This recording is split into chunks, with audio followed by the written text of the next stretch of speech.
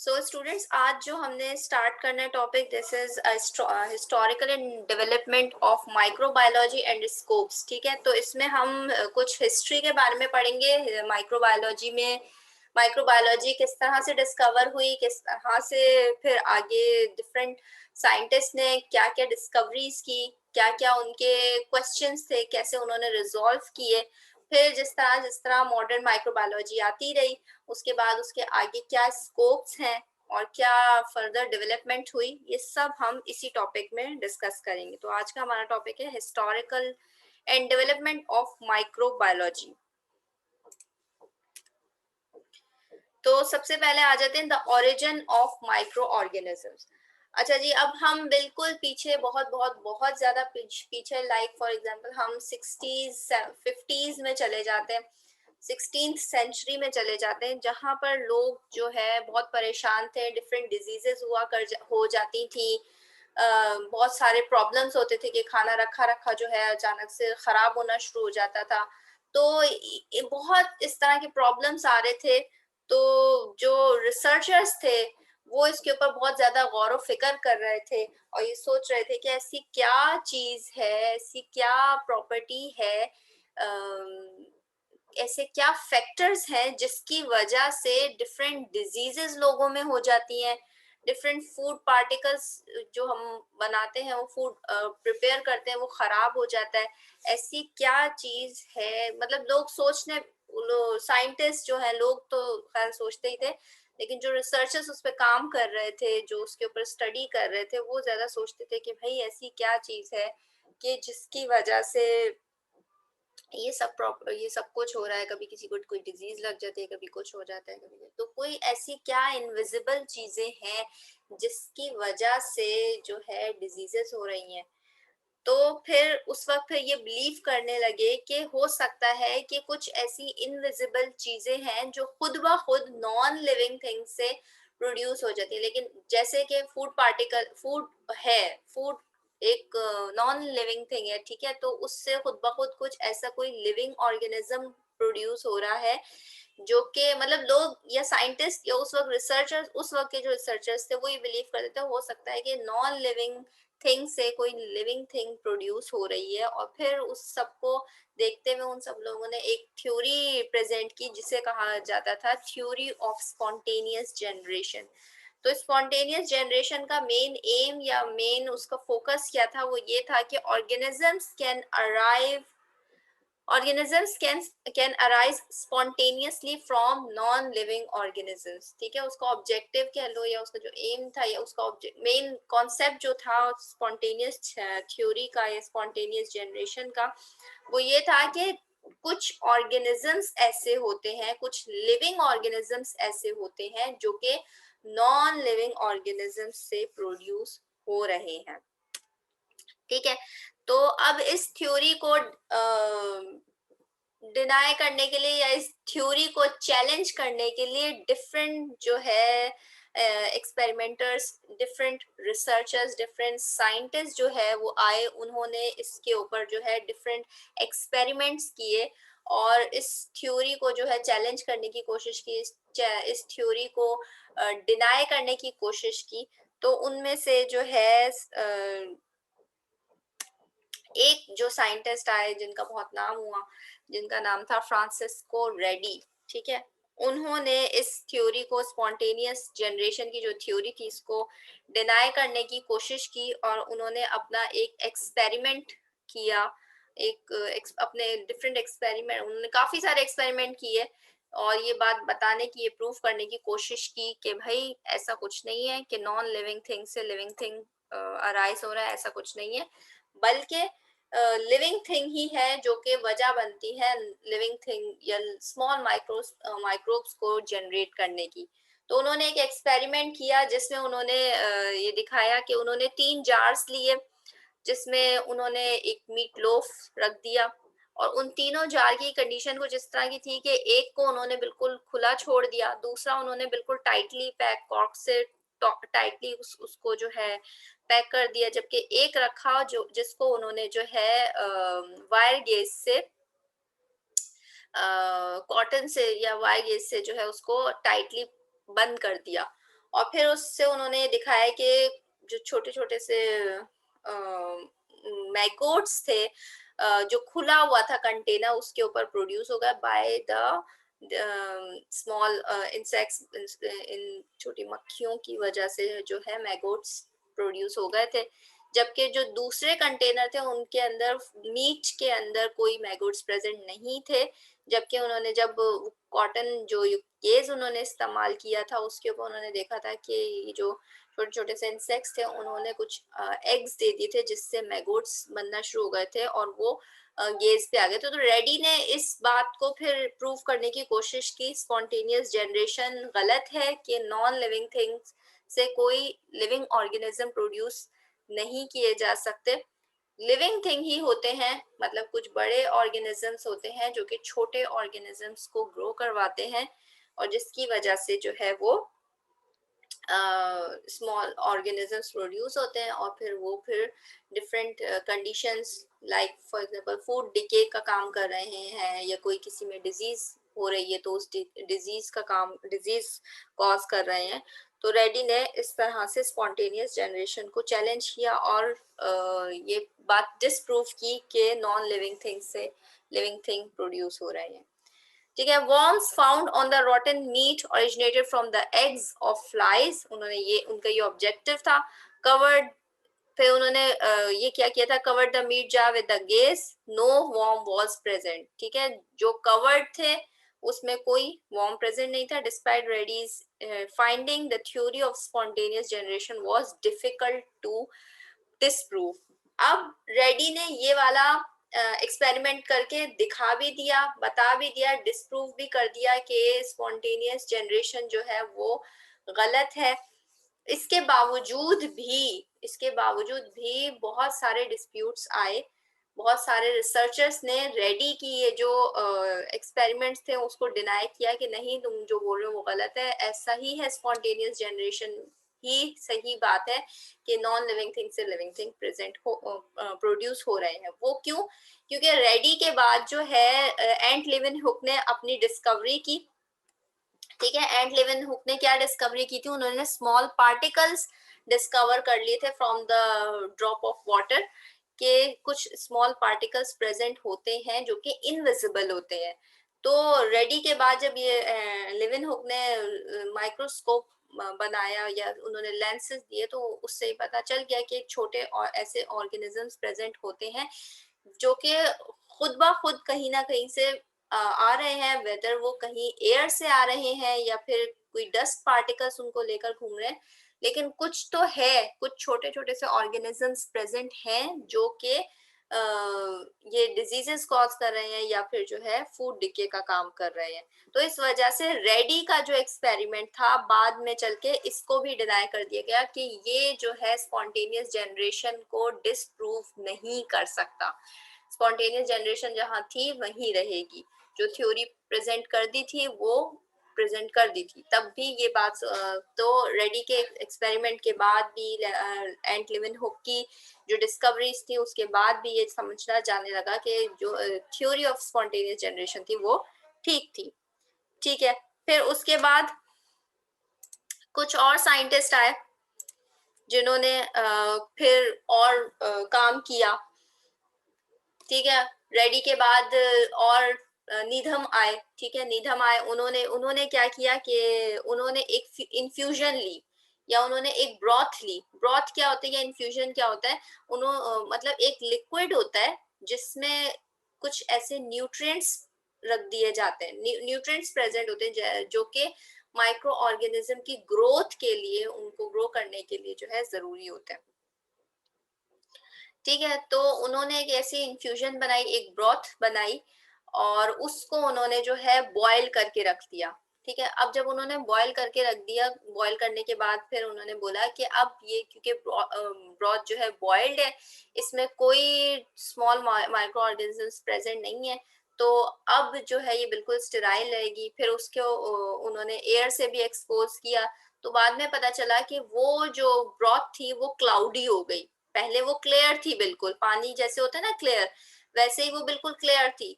लेकिन थोड़ी टाइम के बाद क्या हुआ कि वो क्लाउडी हो गई। तो फिर उससे निधम ने ये बोला कि नहीं, अभी भी जो है कोई ऐसी चीज मौजूद है, शायद एयर में ऐसी कोई चीज मौजूद है जो कि क्या करती है, छोटे छोटे ऑर्गेनिजम्स को, छोटे छोटे लिविंग और टाइनी माइक्रो ऑर्गेनिजम्स को जो है ग्रो करवा रही है। ठीक है, इसी वजह से रेडी का माना नहीं गया। इसी तरह से और भी साइंटिस्ट आए जिन्होंने यही काम किया कि वो अपनी ब्रॉथ या फिर जो वो इन्फ्यूजन थी उसको कभी वो बॉयल करते थे, कभी ऐसा होता था कि वो जो जो ब्रॉथ बनाते थे वो किसी ऐसे कंटेनर में बनाते थे जिसका जो माउथ होता था वो इतना नैरो होता था, और उसको रेड हॉट कर देते थे गरम करके, और फिर वहां से एयर जब पास करते थे तो वो बोलते थे कि ये जो एयर है अब इस हॉट जो है रेड हॉट को उसका जो ओपन माउथ जब यहाँ से गुजरेगी तो वो इतनी स्टेराइल हो जाएगी, अब ये इन्फ्यूजन को जो है या इस ब्रॉथ को जो है कंटेमिनेट नहीं करेगी। शायद एयर में ऐसी कोई चीजें प्रेजेंट हैं जो कि वो कर रही है। ठीक है, ये छोटे मोटे कुछ एक्सपेरिमेंट थे। फिर आए लुइस पेस्चर। लुइस पेस्चर आए जो जिन्होंने बहुत सारी डिस्कवरीज की, लेकिन शुरू में जो उन्होंने, ये खुद एक फ्रांस से, ये खुद जो है फ्रांस से ताल्लुक रखते थे, और इन्होंने बहुत बड़ा एक्सपेरिमेंट ऐसा किया, और इस एक्सपेरिमेंट के बाद इन्होंने ये बात प्रूव कर दी कि स्पॉन्टेनियस जनरेशन जो थी थ्योरी वो बिल्कुल गलत थी, उसको डिनाई किया। और फिर उसके बाद उन्होंने स्पॉन्टेनियस जनरेशन के ऊपर ऐसे पॉइंट्स, ऐसे पोस्टुलेट्स दिए जिसका बहुत लॉजिकल रीजन समझा जाता था कि भाई इन्होंने बहुत सही आंसर्स दिए, और उसको फिर एक्सेप्ट भी किया गया। उसके बाद भी लुइस पैस्चर ने बहुत सारी डिस्कवरीज की जिसकी वजह से उनको फादर ऑफ मॉडर्न माइक्रोबायोलॉजी का खिताब दिया गया। ठीक है, तो Louis Pasteur in 1861 disapprove the theory, finally disapprove the theory of spontaneous generation. अब ये देखो, theory of generation, spontaneous generation कब से चल रही थी, 16 समथिंग से लेकर, मतलब कोई 200-300 साल तक जो है ये स्पॉन्टेनियस जनरेशन वाली थ्योरी जो थी वो चल रही थी, और लोग मानते थे, समझते थे कि यही जो है सही बात है। फिर लुइस पेस्टर 1861 में आकर इसको डिस्प्रूव कर दिया, डिनाई कर दिया। He demonstrated that air is filled with microorganisms. इन्होंने फिर ये बात जो है क्लियर की with his experiment के एयर में ही कुछ ऐसे स्मॉल पार्टिकल्स या स्मॉल ऑर्गेनिजम्स हैं जो जिसकी वजह से ये ग्रो होते हैं, और डिफरेंट डिजीजेस हो रही हैं या डिफरेंट जो फूड डिके हो रहा है वो उन छोटे स्मॉल ऑर्गेनिजम्स की वजह से हो रहा है। वो कैसे किया उन्होंने एक फ्लास्क लिया। ठीक है, फ्लास्क आपने देखा होगा कि नीचे से जो है वो इतना ब्रॉड होता है, उसके अंदर आप कोई भी चीज डाल दो तो नीचे से ब्रॉड होता है और ऊपर से जो है वो छोटा सा उसका माउथ खुला हुआ होता है। ठीक है, तो उन्होंने इसी तरह से एक फ्लास्क लिया जिसमें उन्होंने अपना जो है फूड पार्टिकल या उन्होंने अपने ब्रॉथ रखी। ब्रॉथ अगेन क्या है, एक लिक्विड है जिसके अंदर कुछ न्यूट्रिएंट्स होते हैं जिसमें लिविंग स्मॉल माइक्रो ऑर्गेनिज्म को ग्रो किया जा सकता है। ठीक है, तो उन्होंने फ्लास्क लिया, फ्लास्क के अंदर उन्होंने जो है अपनी ब्रॉथ डाली। ठीक है, अब ब्रॉथ जो थी, अब उस ये जो फ्लास्क था जिसका माउथ बिल्कुल पतला सा छोटा सा था, उसको उन्होंने क्या किया, उसके ऊपर उन्होंने कॉटन प्लग रख दिया। ठीक है, कॉटन प्लग जब उन्होंने रखा तो उसके पास, जब कॉटन प्लग के बाद उन्होंने क्या किया, ऊपर से एयर पास की। ठीक है, जब एयर पास की तो हुआ क्या कि वो जो इन्फ्यूजन थी उनकी या जो ब्रॉथ थी वो एज इट इज क्लियर ही रही। ठीक है, क्लियर ही रही। इससे ये प्रूव क्या किया उन्होंने, उससे इन्होंने ये प्रूव किया कि एयर में कुछ ऐसे पार्टिकल्स होते हैं जो कि ब्रॉथ को खराब कर देते हैं या उसको क्लाउडी बना देते हैं या उसके अंदर ग्रो हो जाते हैं। जब हम एयर को कॉटन से पास करेंगे तो वो जो पार्टिकल्स होंगे, वो जो छोटे छोटे से ऑर्गेनिजम्स होंगे जो ब्रॉथ को खराब कर रहे हैं, वो कॉटन के अंदर स्टिक हो जाएंगे। वो कॉटन के अंदर स्टिक हो जाएंगे तो फिर वो वहीं कॉटन में रह जाएंगे, और आपकी उसकी जो ब्रॉथ होगी वो क्लियर ही रहेगी, वाटर की तरह। जैसे वाटर क्लियर होता है वैसे ही ब्रॉथ भी क्लियर रहेगी। अगर वाटर देखो, अगर ब्रॉथ क्लियर रहेगी तो इट मीन्स उसके अंदर कोई माइक्रो ऑर्गेनिज्म प्रेजेंट नहीं है, कोई उसके अंदर नॉन लिविंग ऑर्गेनिज्म प्रेजेंट नहीं है। लेकिन अगर वाटर, आप भी देखते हो, अगर वाटर क्लियर होता है तो आप बोलते हो हाँ भाई ये साफ सुथरा पानी, इसको पी लो। तो इसी तरह से लुइस पैस्चर ने भी ये बात बोली कि अब ये क्लियर है, इट मीन्स इसके अंदर कोई लिविंग ऑर्गेनिज्म प्रेजेंट नहीं है। लेकिन अगर वो क्लाउडी हो जाती है, उसका कोई कलर चेंज हो जाता है, या फिर वो क्लाउडी आपको नजर आ रही है, इट मीन्स उसके अंदर कुछ माइक्रो ऑर्गेनिज्म ग्रो हो चुके हैं। अब उन्होंने जो फ्लास्क लिया था वो, उसके ऊपर उन्होंने कॉटन प्लग रखा, फिर एयर पास की, तो उन्होंने ये डेमोन्स्ट्रेट किया कि जब एयर में असल में कुछ माइक्रो ऑर्गेनिजम्स थे, जब हम एयर को कॉटन से पास करेंगे तो कॉटन में वो माइक्रो ऑर्गेनिज्म स्टिक हो जाएंगे, और जो है आपकी क्लियर और स्टेराइल एयर जो है इन्फ्यूजन तक पहुंचेगी, और ब्रॉथ जो है क्लियर ही रहेगी, कोई माइक्रो ऑर्गेनिज्म ग्रो नहीं होगा। क्यों? क्योंकि माइक्रो ऑर्गेनिज्म जो थे वो कॉटन में स्टिक रह गए। ठीक है। फिर उन्होंने क्या किया कि एक और एक्सपेरिमेंट किया, जिसमें उन्होंने के फ्लास्क लिया, ब्रॉथ ली, और वो जो ब्रॉथ थी उसको भी कॉटन प्लग से क्लोज किया, फिर एयर पास की। अब उन्होंने क्या किया, ये जो कॉटन प्लग थी, एयर पास करने के बाद उन्होंने कॉटन को उस ब्रॉथ के अंदर डिप कर दिया। ठीक है, उसके अंदर डाल दिया ब्रॉथ को, ब्रॉथ के अंदर कॉटन डाल दी। फिर थोड़ी देर बाद उन्होंने ऑब्जर्व किया कि जो ब्रॉथ थी, वो जो क्लियर ब्रॉथ थी, वो थोड़े टाइम के बाद क्लाउडी हो गई, उसका कलर चेंज होने लग गया।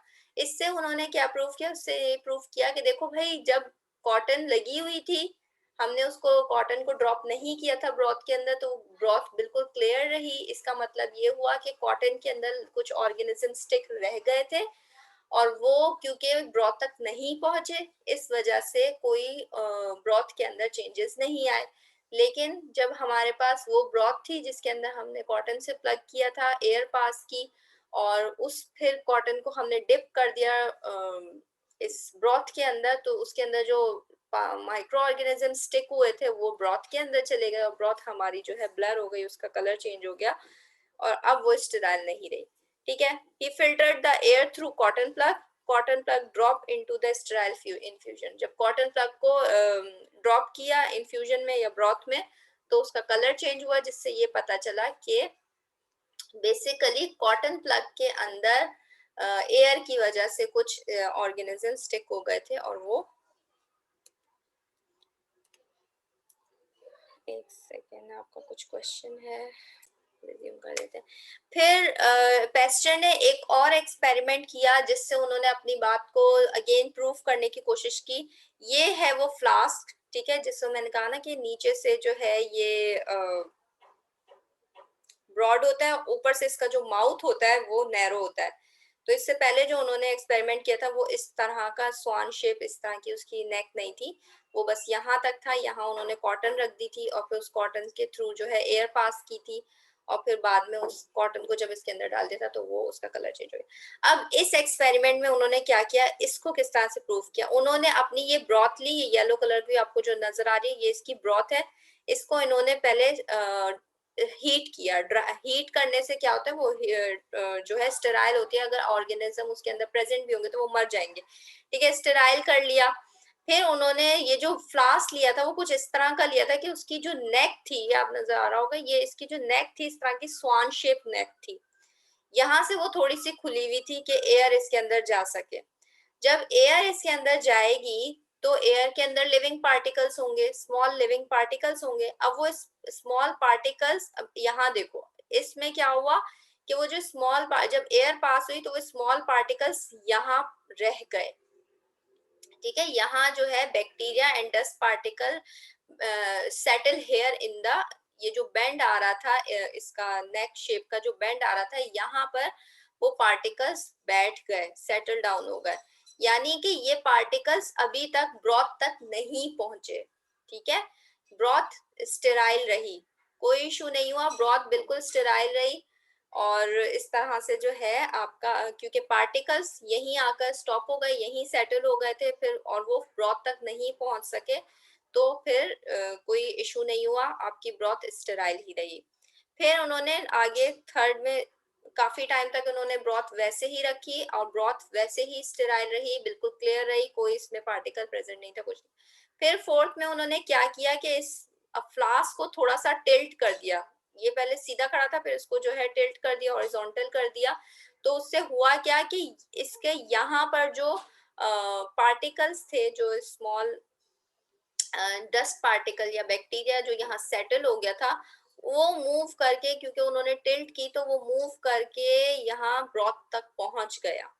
ठीक है, जब वो ब्रॉथ तक पहुंच गया, फिर उन्होंने सीधी कर फिर से फ्लास्क को सीधा किया, तो फिर क्या हुआ कि जब ये पार्टिकल्स का कांटेक्ट हुआ ब्रॉथ के साथ, तो क्या हुआ कि वो ब्रॉथ के अंदर ग्रो हुए, क्योंकि ब्रॉथ वैसे ही एक ऐसा इन्फ्यूजन था या ऐसा लिक्विड था जिसके अंदर न्यूट्रिएंट्स प्रेजेंट थे। तो बैक्टीरिया को न्यूट्रिएंट्स मिल गए और बैक्टीरिया वहां ग्रो होना शुरू हो गया। तो अब आप ये कलर चेंज भी देख रहे होंगे कि ये एक लाइट कलर था, फिर ये एकदम डार्क कलर शुरू हो गया। तो फ्यू डेज और फ्यू आवर्स में जो है ये इन्फ्यूजन का कलर चेंज हो गया, वो क्लाउडी हो गई, उसका जो है मतलब उसका टेक्सचर चेंज हो गया, उसकी फिजिकल अपीयरेंस चेंज हो गई, जिससे ये पता लगाया गया कि वाकई एयर में ही कुछ ऐसे पार्टिकल प्रेजेंट हैं जो कि जब ब्रॉथ से मिलते हैं तो वहाँ उनकी ग्रोथ शुरू हो जाती है, वो ग्रो होना शुरू हो जाते हैं, और फिर जो है इन्फ्यूजन का कलर चेंज हो जाता है, या फिर वो अगर डिजीज कॉजिंग होते हैं तो वो फिर डिजीज भी कॉज करते हैं। तो फिर पता चला कि वाकई लिविंग ऑर्गेनिजम्स जो हैं वो किसी खास वजह से नॉन लिविंग से नहीं बढ़ रहे। फिर उसके बाद टिंडल का एक्सपेरिमेंट हुआ। ठीक है, ये एक्सपेरिमेंट फिर हम नेक्स्ट क्लास में कंटिन्यू करेंगे।